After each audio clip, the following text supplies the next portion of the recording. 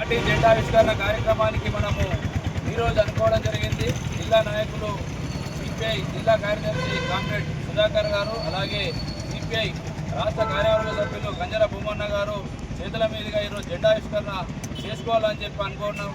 ఈరోజు అందులో భాగంగానే మనము అంబేద్కర్ చౌరస్తాలో జెండావిష్కరణ పెట్టుకోవడం జరిగింది.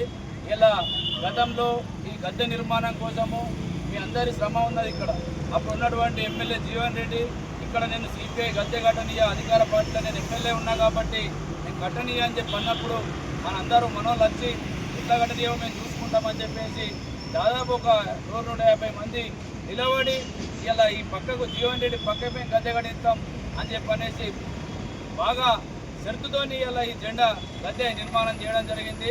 ఈ నిర్మాణంలో ప్రతి ఒక్కళ్ళు ఇలా మీ అంతగా కృషి చేసినటువంటి పరిస్థితి ఆ రోజు ఉన్నది. కాబట్టి ఈరోజు సిపిఐ జిల్లా కార్యవర్గంకు వచ్చేసినటువంటి కామ్రేడ్ గంజర భూమన్న సీనియర్ చేతుల మీదుగా జెండావిష్కరణ చేయాలని చెప్పని కోరుతున్నాం.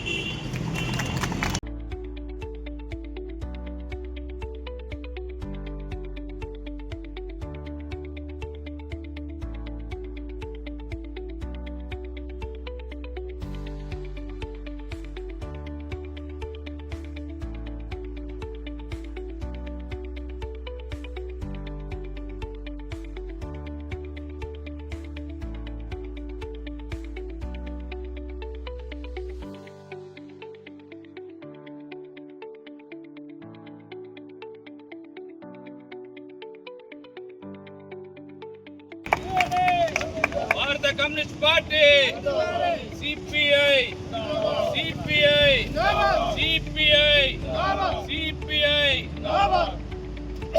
పోరాటాలు వర్ధిల్లాలి, ప్రజా పోరాటాలు సిపిఐ సిపిఐ వర్ధిల్లాలి వర్ధిల్లాలి వర్ధిల్లాలి వర్ధిల్లాలి కార్మికుల ఐక్యత వర్ధిల్లాలి కార్మికుల ఐక్యత వర్ధిల్లాలి జిందాబాద్ సిపిఐ జిందాబాద్.